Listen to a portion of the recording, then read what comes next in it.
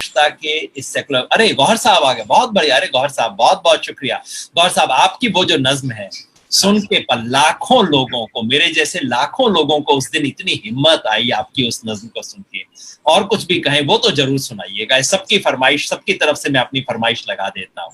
क्या बात थी, मतलब बिल्कुल एकदम हमारे को इतना हौसला आ गया वो आपकी आवाज सुन के। तो गौहर साहब बहुत शुक्रिया। मैं टेक्निकल रीजंस की वजह से वहाँ शबनम का नाम आता है, मैं हटा नहीं पा रहा हूँ और अपना नाम भी डाल रहा हूँ। दरअसल उन्होंने रिक्वेस्ट की थी कि गौहर भाई को तो जरूर सुने, और हमने कहा एकदम उनको तो जरूर सुनिए। जी जी। अभी शबनम का फोन आया था मेरे पास और उन्होंने भी यही कहा था। मुझे आज ऐसा लग रहा है कि एक बार फिर पूरा मुल्क डेमोक्रेसी का सेलिब्रेशन कर रहा है। आज एक बार फिर पूरा मुल्क जश्न मना रहा है डेमोक्रेसी का, और आंखें लगाए हुए है कि इस जश्न का रिजल्ट क्या होगा। लेकिन मैं आज के दिन को एक बार फिर लोकतंत्र के जश्न की तरह से देख रहा हूं, जो पूरे देश में मनाया जा रहा है। वो लोग जो डेमोक्रेसी के खिलाफ खड़े हैं आज के दिन, वो लोग जो आवाजें दबा देना चाहते हैं, वो लोग जो चाहते हैं सिर्फ एक तरह की आवाज ही गूंजती रहे मुल्क के अंदर, वो भी उतने ही चिंतित हैं, वो भी उतने ही परेशान हैं जितने वो लोग हैं जो आज जश्न मना रहे हैं कि प्रशांत भूषण खड़े हैं, और सिर्फ खड़े ही नहीं हैं, सर झुकाने के लिए तैयार नहीं है। ये कुछ इस तरह की बात है जिस तरह कि हमारा सर ऊंचा करने के लिए प्रशांत अपना सर ऊपर किए हुए हैं। ये नज्म बहुत तेजी के साथ फैली, और इसका सिर्फ इतना बैकग्राउंड देना चाहूंगा मैं इस नज्म का कि मैं 3 दिन से बहुत परेशान था। बहुत सारे दोस्तों की आवाज दबाने की कोशिश लगातार हो रही है, हम सब जानते हैं, उसके बारे में मैं उसमें नहीं जा रहा।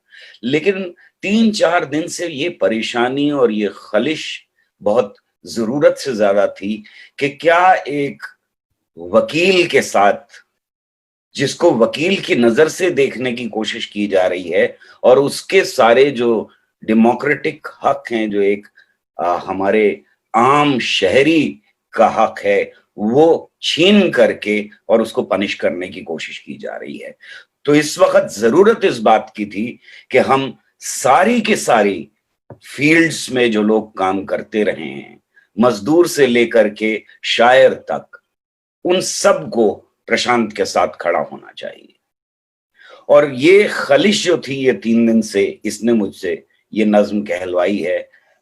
मेरे ख्याल में मेरी खुद ये नज्म नहीं है, ये नज्म हम सब की नज्म है। और मैं ये चाहता हूं, और आज आपके उससे इस प्लेटफॉर्म से ये बात कहना चाहता हूं कि मेरे सारे दोस्त जो हैं, आप भी इसको अपनी नज्म माने, और खाली मेरी आवाज में नहीं, बल्कि मेरे ख्याल में इस नज्म को हम सब अपनी अपनी फेसबुक के ऊपर अपने अपने तरीके से पढ़ें, ताकि ये दिल की बात सिर्फ मेरी ना रह जाए, ये हम सब की बात बन जाए।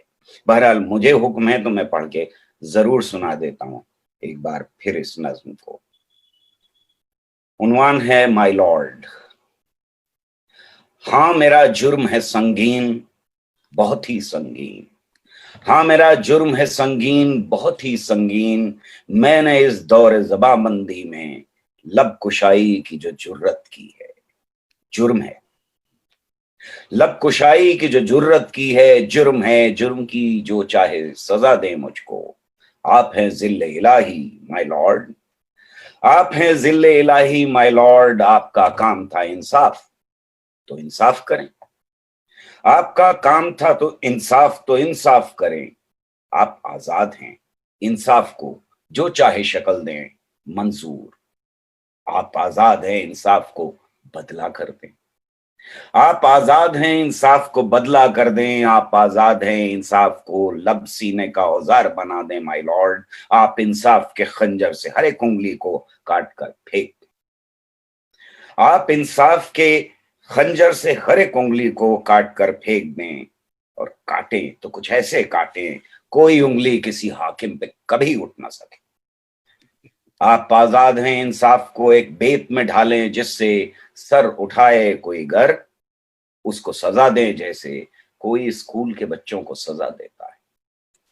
कोई स्कूल के बच्चों को सजा देता है, हाँ मेरा जुर्म है संगीन, बहुत ही संगीन, आप जो चाहे सजा दें मुझको।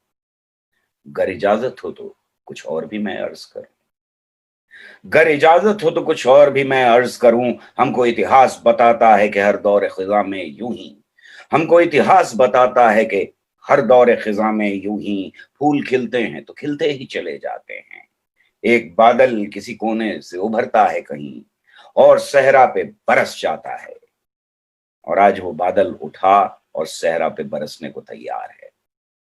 नंगे पेड़ों की किसी शाख पे बैठी कोयल गाने लगती है तो गाती ही चली जाती। नंगे पेड़ों की किसी शाख पे बैठी कोयल गाने लगती है तो गाती ही चली जाती है।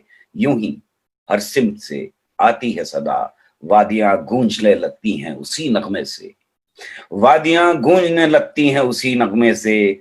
और कोई कितना भी चाहे कि उसे कैद करे, और कोई कितना भी चाहे कि उसे कैद करे, नगमा हर कैद से आजाद बिखर जाता है, नगमा हर कैद से आजाद बिखर जाता है।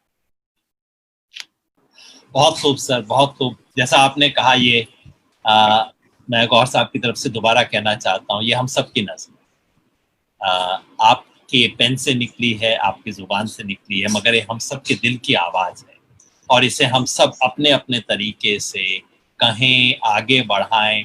और ये प्लेटफॉर्म भी गौहर साहब, ये भी आपका ही है, सबका प्लेटफॉर्म है। क्या ओनरशिप है इन चीज़ों की, बस आवाज़ दूसरे तक पहुंचाने का मामला है। और यही हम सब दोस्त कोशिश कर रहे हैं कि इस वक्त, जिसे आपने कहा एक तरह से लोकतंत्र का जश्न, यही जवाब हो सकता है इसका कि लोकतंत्र का जश्न उठा। और आपकी नज्म सुनने के बाद मेरा कई बार इच्छा होती है कि उंगली तो उठानी चाहिए, देखते हैं कितनी बार कटती है उंगलियां। तो आज वो लोकतंत्र का जश्न हम मना रहे हैं। गौहर साहब, वाकई उस दिन मेरे रोंगटे खड़े हो गए, मैंने सुना आपकी उस आवाज को। संयोग से उस टाइम प्रशांत जी भी बैठे थे, मैंने और प्रशांत जी दोनों ने एक साथ सुना उसको, और इतना हिम्मत मिलती है इन लफ्जों से। और ये इस देश के अपने शब्द हैं, हम सब लोग। मेरी रिक्वेस्ट यही है कि जब मैं आपके मुंह से सुनूंगा तो ये आपकी नज्म होगी, मैं किसी और के मुंह से सुनूंगा तो ये उसकी नज्म होगी। मैं ओनरशिप इसकी बिल्कुल कोई नहीं चाहता हूं। ये हम सब अपने अपने उस पर फेसबुक के ऊपर अपनी आवाज में डालें तो शायद इसकी गूंज और ज्यादा बढ़ेगी। बाकायदा उसी स्पिरिट में, जैसे प्रशांत जी भी कहते हैं, उस दिन प्रशांत जी कह रहे थे, तो मेरे को खाम का हीरो बना दिया इन लोगों ने।